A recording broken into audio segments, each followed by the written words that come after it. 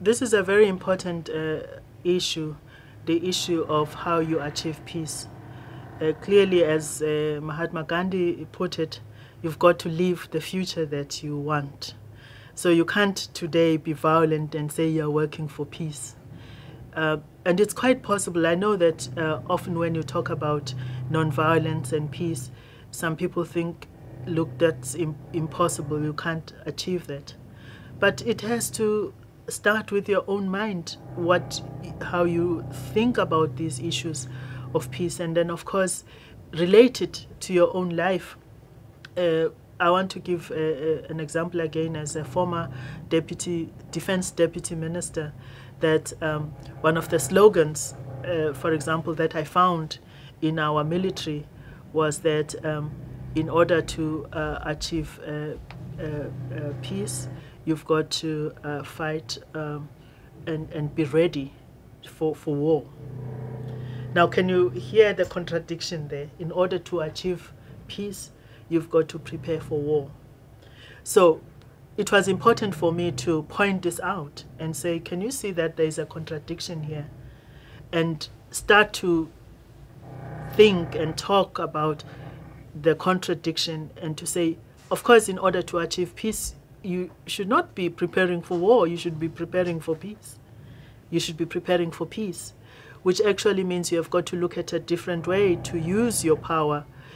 In South Africa, again, what we did was, having been a country that under apartheid dominated our neighbors, invaded the countries near to us, we had to transform that mentality in the military, to say the military force, the power that is in the military needs to be transformed.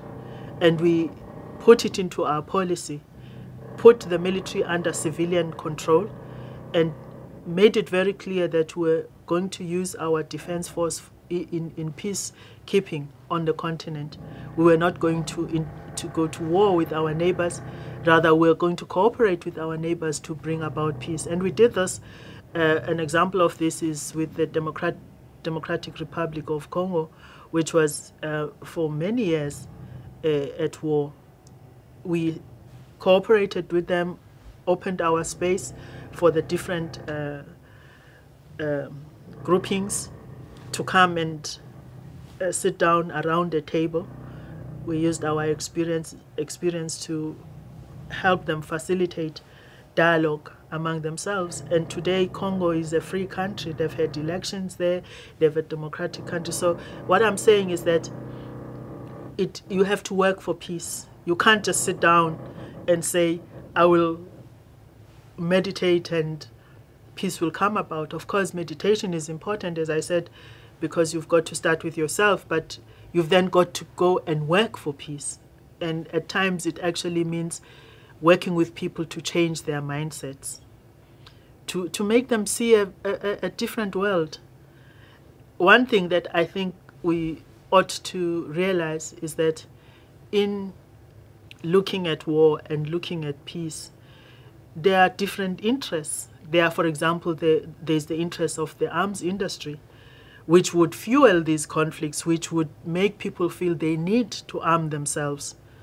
And in turn, they profit from that. And it's important to realize this, to be aware of it, so that as you make your choices to say, this is what we are going to do as a country, be very aware of the other interests and influences in your own country, that they can make you believe that, in fact, you do need to arm yourself, you do need to go to war. And then actually the experience of your country, for example, America, having been at war in Vietnam, is that some of these conflicts just go on for a very long time, and they cost a lot of money, taking resources away from the resources, as I said earlier, that are needed to develop your country. It goes into a war, which in some cases may not even be your war. But what I'm saying here is that it's very important to encourage people to exercise their own thinking, free thinking, and to make informed choices in their own lives, but also to participate and be very involved through their parliaments, through their governments, to bring about the policies that they want their country to adopt, which are for the common good. I think when, for example, the parliament, because it has to go through parliament, is discussing the whole issue of arms procurement, it is important for members of parliament to inform themselves and to participate very actively, to say what are our pressing needs, what are our priorities, and if we do buy arms, what are we going to use them for, and who's going to be affected by our choice and our decision. But the society also needs to be involved, so that in the end, the decision that is taken is an informed decision. It's not one that is dominated by one particular interest group.